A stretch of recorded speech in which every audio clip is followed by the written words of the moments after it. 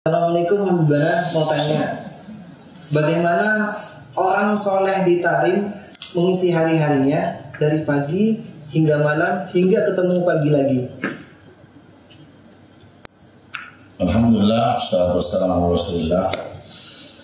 Berbicara tentang kota Tarim sangatlah panjang dan tidak bisa dilukiskan dengan kata-kata, tapi saya akan mencoba menceritakan atau menjawab pertanyaan yang sudah masuk. Kebiasaan orang Tarim dari pagi sampai malam sampai ketemu pagi lagi.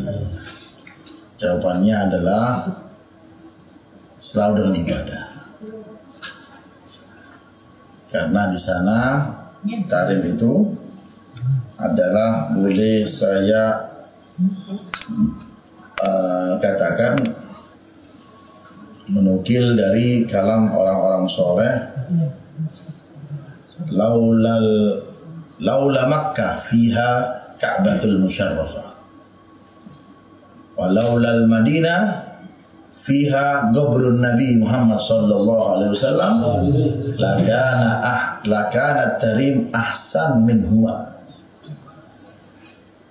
Kalau seandainya di Mekah itu tidak ada Ka'bah dan di Madinah itu tidak ada kuburannya Rasulullah SAW, maka Tarim lebih unggul dari kota itu. Karena kenapa? Di sana tempat dari aulia-aulia Allah Subhanahu wa taala, wabil khusus dari cucu-cucu atau keturunan-keturunan baginda Nabi kita Muhammad sallallahu alaihi wa alihi wasallam.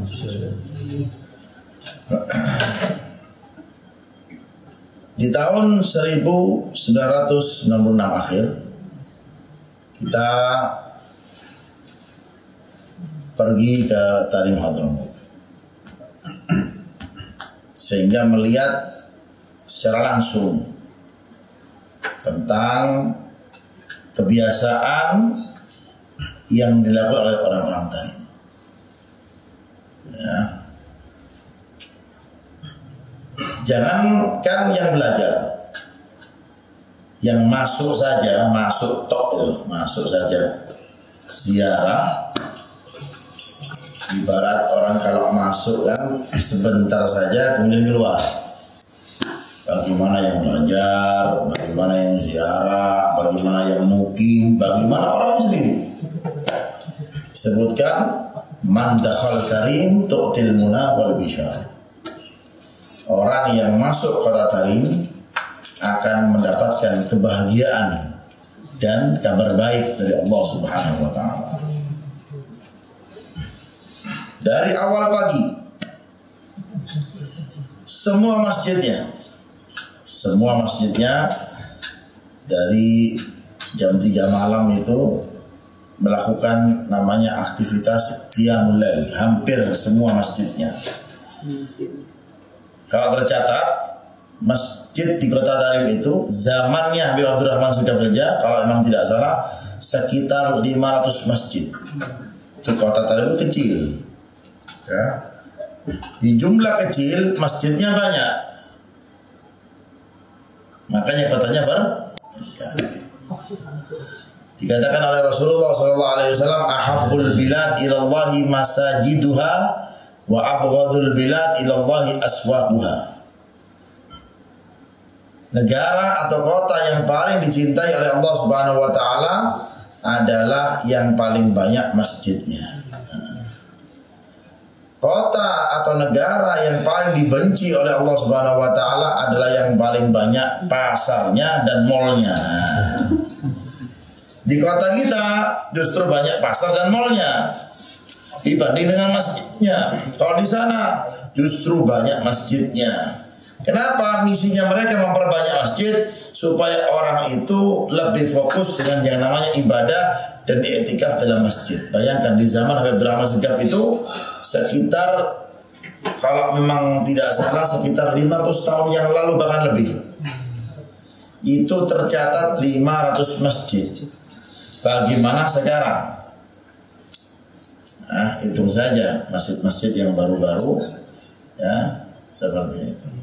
Jadi kebanyakan mereka itu biarpun kecil bangunannya, tapi diwakafkan masjid supaya orang bisa i'tikaf di masjid. Orang i'tikaf dalam masjid dapat pahala daripada orang yang i'tikaf di musola. Orang i'tikaf di musola nggak dapat pahala. Ya, ada yang mengatakan ulama boleh juga orang i'tikaf di musola, tapi muktamad orang yang sah adalah i'tikaf di masjid. Jadi keseluruhan masjidnya itu penuh dengan ibadah dari jam 3 malam. Ya. Jadi kalau kita bangun jam 3 malam itu sudah kedengaran ada yang mensuarakan atau yang mengeluarkan mic luarnya, ada yang juga mengeluarkan menyetel speaker dalamnya, ada juga yang speaker luarnya, tergantung masjidnya masing-masing. Jadi dari jam segitu sudah ibadah, ya. Bangunkan anak-anaknya mereka itu. Kemudian diawali dengan sholat berjamaah, sholat subuh.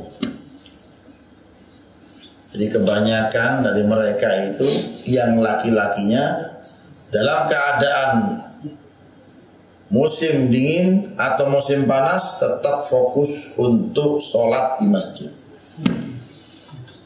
Karena mereka sholat masjidnya berdekatan. Hampir rumah ini ada masjidnya. Dekat lagi ada masjid ini, ada lagi masjid ini. Jadi tidak ada alasan bagi orang yang di sana itu untuk tidak sholat di masjid. Lain kita, karena mungkin dari kita ini yang jauh dari masjid, sehingga buat alasan bagi mereka untuk tidak sholat di masjid. Tapi tidak apa-apa. Tapi yang perlu diketahui, jangan sampai tinggalkan sholat. Apalagi kalau sholatnya itu dianjurkan bagi kita untuk sholat berjamaah.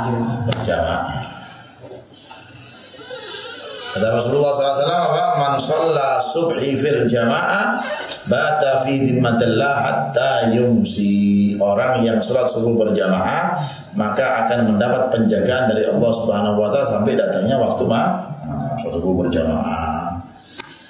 Besok subuh berjamaah enggak balik dulu, enggak pulang dulu.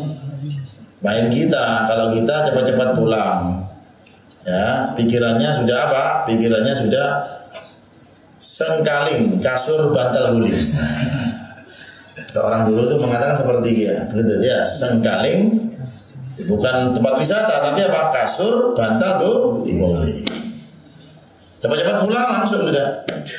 Ya, kalau mereka enggak, baca zikir dulu, ya, zikirnya sholat, kemudian baca wirdul latif, sambung yasin, kemudian sambung baca wirdul sakran, wirdul nawawi, ya, sampai kira-kira sampai terbitnya matahari. Setelah terbit matahari, mereka sholat isyraq, ya, isyraq. Setelah sholat isyraq sekitar jam 6:30, jam 7, ya, mereka itu gak langsung tidur. Kalau bisa saya katakan dunia mereka itu ambil seadanya deh. Ya, kalau kita mungkin cepat-cepat buka mata kerja, kerja, time is money. Kalau mereka time is ibadah. Kalau kita kan time is money, duit fulus. Mereka enggak. Padahal kalau kita lihat negara mereka sekarang ini gejolak loh. Presiden nggak ada dibanding kita. Ya, tertata rapi, presidennya ada, gubernur ada, bupati ada, sampai RT pun lengkap. Mereka nggak ada presiden, nggak ada RT, apalagi ada RT mereka. Apa RT? Nggak ada. Ya, tapi itulah mereka. Nggak langsung tidur mereka. Kemudian setelah isyraq, sholat, mereka balik ke rumah. Setelah balik, mereka ada dari mereka itu yang hadir majelis. Jadi kalau bisa dihitung di Tahrim itu majelis itu hampir setiap hari ada majelis. Setiap hari majelis. Senin ada, Selasa ada, Rabu ada, Kamis ada, kecuali Jumat. Jumat ini untuk persiapan Jumat, bukan tidur enggak. Persiapan Jumat ini bercepat-cepat bagi mereka untuk hadir sholat Jumat. Ya, tabkir. Maksudnya apa? Lebih datangnya lebih pagi. Mana dari mereka berlomba-lomba. Diawali. Kalau kita kan sholat Jumatnya itu nunggu qomat. Allahu Akbar, Allahu Akbar, ya kan? Belum qomat.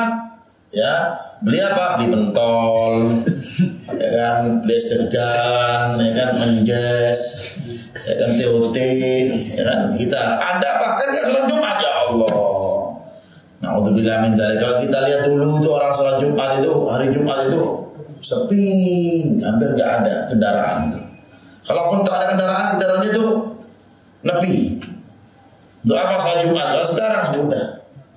Kadang-kadang masjidnya sholat Jumat, sebelahnya ada warkop, sudah cangkruk di situ nggak sholat Jumat. Ya, seolah-olah tidak ada rasa, zat ibadah nggak ada. Seolah-olah Tuhan ini Allah Subhanahu Wa Taala tidak kita takuti sudah. Ya. Sabtu ada majelis, Minggu juga ada majelis. Tadi makmur setiap harinya itu ada majelis. Pagi, siang, sore, malam. Full ibadah. Ya, full. Senin pagi saya contohkan habis isyraq sekitar jam 9 itu ada majelis pembacaan kitab Ihya Ulumuddin. Itu saya ingat di kubahnya atau tempat makamnya Al Habib Abdullah bin Abi Bakar Al-Idrus. Ya. Kenapa dibacakan di dalam depan makamnya, di depan kuburannya membaca kitab Ihya? Karena Al-Imam Al-Habib Abdullah bin Abi Bakar Al-Idrus ini sangat ngefans banget dengan kitab Ihya, dan khususnya lebih condong banget dengan karya-karya tulisannya Al-Imam Al-Ghazali.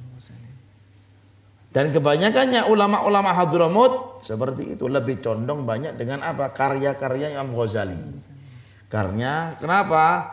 Karena karya-karyanya itu juga bukan hanya fokus di dalam bab tertentu, tapi pasti disambungkan dengan bab tasawuf. Misalkan wudhu, gak hanya pembahasan wudhu aja, tapi ada tasawufnya.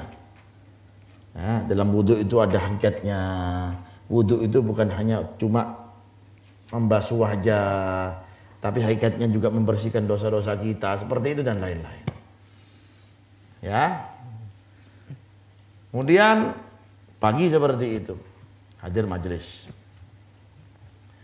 Setelah majelis sekitar jam 10, setengah 11, mereka itu yang laki-lakinya nih ya,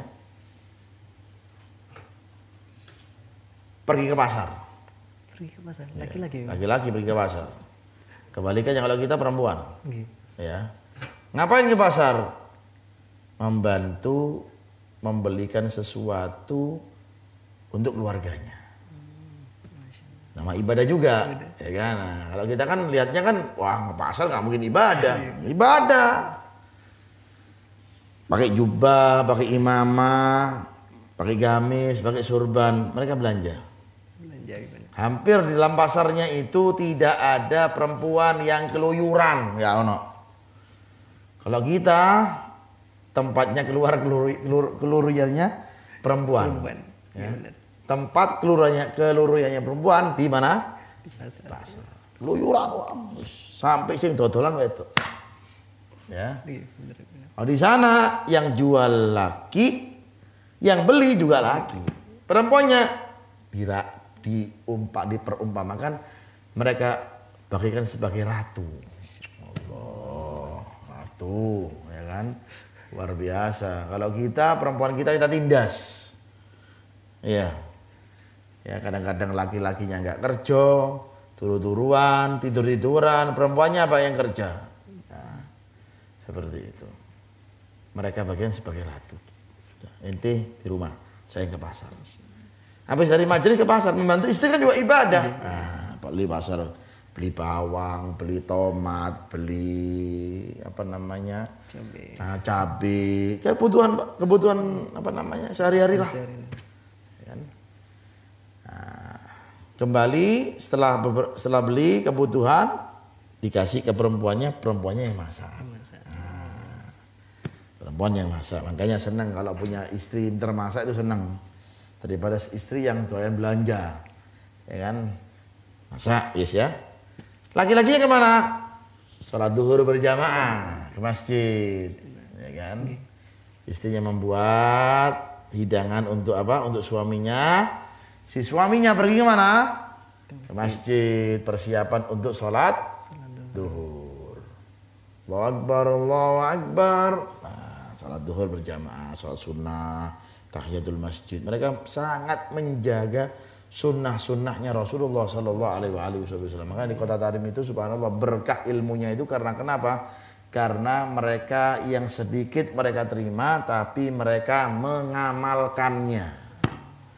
Kalau kita banyak kita terima untuk gaya-gayaan saja, ya, untuk adu apa namanya debat, ya, adu argumen, tapi nggak ada pengamalannya kita ini, ya.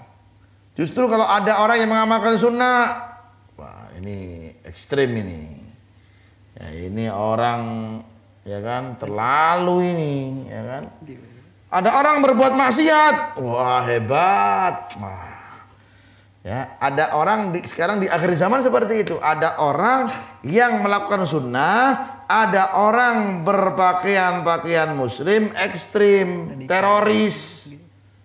Orang yang berpakaiannya orang barat dibilang apa? Keren, ya kan? Nggak ekstrim ini. Na'udzubillah min. Padahal kita hidup tinggal di negara yang mayoritas Islam. Akhir zaman seperti itu. Mereka itu sangat peduli dengan sunnah-sunnahnya Rasulullah SAW. Masuk masjid, tahiyatul masjid, ya, kemudian sholat sunnah yang lain. Sholat sangat menjaga yang namanya sholat jamaah mereka itu. Setelah sholat pun berjamaah, kadang-kadang dari mereka kalau istrinya itu nggak dapat teman di rumahnya untuk sholat jamaah dengan ibunya atau saudara perempuannya, atau dia dengan muhrimnya, si suami tanya, sudah sholat? Belum, gak ada temannya, sudah, kita sholat lagi. Allahu Akbar. Jaga sholat jamaah. Kayaknya orang kalau dapat dan menjaga sholat jamaah itu diberkahi oleh Allah Subhanahu wa Ta'ala. Dalam hadis, dalam riwayat, yahsul baro'aten, orang yang menjaga sholat berjamaah itu mendapat 2 pembebasan. Baro'atun minal nar wa baro'atun minan nifaq. Orang yang menjaga dari jamaah itu terjauh dari api neraka, terbebas dari api neraka. Yang kedua, baro'atun minan nifaq, terjauh dari kemunafikan. Orang yang menjaga sholat jamaah, apalagi dijaganya selama 40 hari. Jadi yang bisa cuma laki-laki, kalau perempuan pasti ada halangannya. Ya, khususnya laki-laki kalau nggak jamaah emang. Nah seperti itu. Belum sholat, sholat lagi. Habis sholat nggak langsung makan. Kalau kita kan langsung dahar, mangan, badok di sini, ya kan, pecel dah, celele dah, apa ya kan, bali telur dah, ya kan. Mereka kan nggak ngapain? Hizib Quran, Hizbul Quran. Membaca hizib Quran. Setiap orangnya dari mereka ada yang membaca 2 ain, 2 makro. Berikutnya juga seperti itu. Ya. Kalaupun dari mereka kecapean, minimal dibaca 1 lembar. 1 lembar per hari. Makanya jangan sampai, ini pembelajaran untuk kita. Jangan sampai rumahnya nggak dibaca dengan yang namanya apa? Al-Quran. Biarpun 1 lembar. Tadarus. Bek bujui. Ayo. Buka. Nah, 1 lembar. Cek abote, lek buka Facebook Masya Allah. Lek update status Masya Allah. Al-Quran cek abote. Makanya jangan sampai nanti Al-Quran ini berat untuk mensyafaati kita loh. Hati-hati. Karena Al-Quran nanti di hari kiamat akan bisa bersaksi dan mensyafaati kita. Ya. Jangan sampai minimal 1 lembar, masa tidak iso 1 lembar? Masa nggak bisa kita 1 lembar? Kalau lebih baik 2 ain, 3 ain ya alhamdulillah. Penting istiqomah baca Al-Quran. Itu lain daripada wirid-wirid yang lain, daripada Yasin, Al-Waqi'ah, lain ya. Nah, dan lain-lain seperti itu. Habis gitu, habis hizib, ya ngapain? Baru makan siang. Makan siangnya bahkan mereka itu jam 1, jam 2 baru makan siang. Ya. Makan paginya sarapannya mereka itu agak telat. Jam 10. Jam 10. Ya. Dan sarapannya sehat. Ya kan? Roti gandum. Tebel ini ya, kayak piring gitu. Segini. Sehat iya. Buat nempelin orang mabuk orangnya. Ya kan? Ya kan? Kalau kita nggak sehat isu-isu kena pecel ya murus utamanya. Ya kan? Orang sana sehat, kan? Nggak ada yang namanya pakai masak yang micin-micin itu nggak ngerti mereka itu. Makanya sehat-sehat sana itu. Ya, kalau Indonesia ini kalau nggak makan nasi nggak saya. Biarpun rotinya makannya 10 lembar, belum sah kalau nggak makan nasi. Wis makan nasi, telung piring baru wis sego baru mangan. Kalau selama masih roti nyemil biasa. Orang sana tuh kadang-kadang itu pun nggak habis di paru-paru, ya kan? Nggak 1 orang, 2 orang ya sembab lah ya, paru-paru ya kan. Terus dimakan sama dicocol itu dengan at-tahiniyah, susu onta yang sudah dikemas, yang sudah dicampur namanya, yang dikeraskan itu dicocol seperti itu. Wah, susu onta. Susu onta. Kalau kita susu sapi pengawetnya banyak luar biasa kan ya, cekot-cekot lalu ya semuanya. Ya kan? Ya kan? Atau pakai full kacang. Ya yang kacang yang apa namanya full itu. Biasanya orang-orang yang ngerti masak, orang-orang Arab itu bisa, termasuk istri saya bisa. Iya, nah istri saya nggak bisa ya apa? Bisa dibocorin resep. Ya, bisa dibuat resep kapan-kapan nanti ya. Jadi kalau seperti itu. Atau kalau jenisnya rotinya itu seperti kalau di Indonesia roti tamis namanya. Tapi tipis di sini roti tamisnya. Kalau di sana kandel sak ini. Ya. Jumbo. Nah, besar. Seperti itu. Atau dibuat dengan telur namanya shakshuka. Telur dicampur sama bawang, cok ngiler loh ini. Mulai ini Habib. Ada masakan ada ini. Campur sama wortel, bawang bombay, ya kan? Kayak telur orang arik tapi diracik, enggak sembarangan. Ya kan? Terus dikasih lombok gitu. Allah nikmatnya, ya kan? Sambil minum apa untuk tehnya itu ya. Air tehnya itu harus anget dan cingkirnya itu memang khusus. Dan cingkirnya di sana tuh kecil. Kalau kita kan segini. Kalau ini buat mandi, buat wudhu. Kalau di sana tuh supaya apa? Supaya ketagihan. Dan cingkirnya, tehnya itu nggak dicuci dengan sunlight, enggak. Dengan sabun enggak. Dicuci sama air tok. Dan nggak boleh dicampur dengan kopi, susu enggak. Supaya apa? Khusus cingkirnya ini cingkir untuk teh. Nah, ini pembahasan lebar menjalan ya kan. Nanti saya jelaskan seperti itu ya. Jam 2, jam setengah 3 makan siang sama keluarganya. Dan di mereka itu prioritaskan mereka makan siang itu dengan siapa? Dengan keluarga. Ya ini satu jawaban nggak bisa selesai panjang ya. Ini siapa yang takut ya? Ramput ini ya. Makan siang itu berusaha sama keluarga. Makanya kalau bisa itu ada momen makan keluarga supaya berkah. Ya, orang-orang dulu itu kalau zaman-zaman kita dulu kecil itu kalau ada makan siang atau makan malam ya telat titik sama orang tuanya itu aja dikek mangan. Salah. Rezeki teko kok diadoi. Nah. Kalau kita kan kadang-kadang keluarga beda-beda. Ini jam 12, ini yang jam 1. Tidak berkah. Usahakan itu ada momen makan keluarga itu. Ya kan? Kalau tidak bisa siang, ya malam. Kalau nggak bisa malam, ya siang. Nggak bisa siang, ya sarapan pagi. Cari waktu momen yang itu sama keluarganya itu khusus. Ya ditunggu, betul-betul ditunggu. Kalau kita kan sudah kelaparan dulu, sikat sudahlah. Gak usah ditinggal, gak usah ditunggu. Kan? Mereka ada momen makan keluarga. Setelah makan apa, pasti mereka itu kebanyakan kalau habis makan tuh minum teh. Minum teh. Syahi namanya. Teh kecil, bukan teh seperti ini, gelas. Ya kan, ini kalau gelas untuk air cocok. Es degan cocok. Ya kan? Untuk teh segini kebanyakan. Namanya orang sana bilang untuk wudhu. Ya. Kecil. Ya. Dan tehnya itu enggak langsung dimasak gitu. Jadi dimasak itu dengan apa? Dengan uapnya. Supaya rasanya itu tidak berubah. Ya, itu. Dan sampai ada Fatihahnya untuk minum teh itu ada. Ada khusus. Ada khusus. Nanti ada. Saya ijazahkan nanti Fatihahnya nanti ya. Ya, benar. Nah, seperti itu minum teh, duduk sama keluarganya, 1 cengkir 2 cengkir ya kan. Nanti lagi ya. Dan kebanyakan yang buat teh itu kebanyakan yang laki-laki. Yang lagi-lagi. Iya. Yang laki-laki. Seduhannya itu lain, udekannya itu lain. Ya kan, bukan gini udekannya ya kan, diudek rapi sambil sholawat kebanyakan udekannya orang sana itu ya.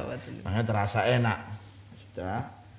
Kemudian setelah itu ya, kalaupun ada waktu istirahat sebentar. Kalau ada waktu, nggak ada waktu, tancap gas langsung apa? Sholat asar berjamaah. Yang laki ke masjid. Yang perempuan di rumah kalau ada keluarganya bisa diajak sholat jamaah ya monggo, ndak nanti suaminya mengajak sholat jamaah lagi. Setelah itu setelah sholat berjamaah hadir roha. Ya, hadir apa? Roha. Roha. Waktu sore gitu. Roha itu waktu sore itu duduk bareng moco kitab dengarkan qasidah. Kadang-kadang cuma moco kitab tok. Ya, tidak disarahkan, tidak diartikan atau tidak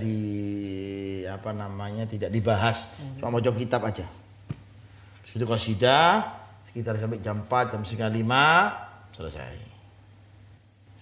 Kembali ke rumah, istrinya apa ada yang ngaji, ada yang ini segala macam sampai datang waktu maghrib.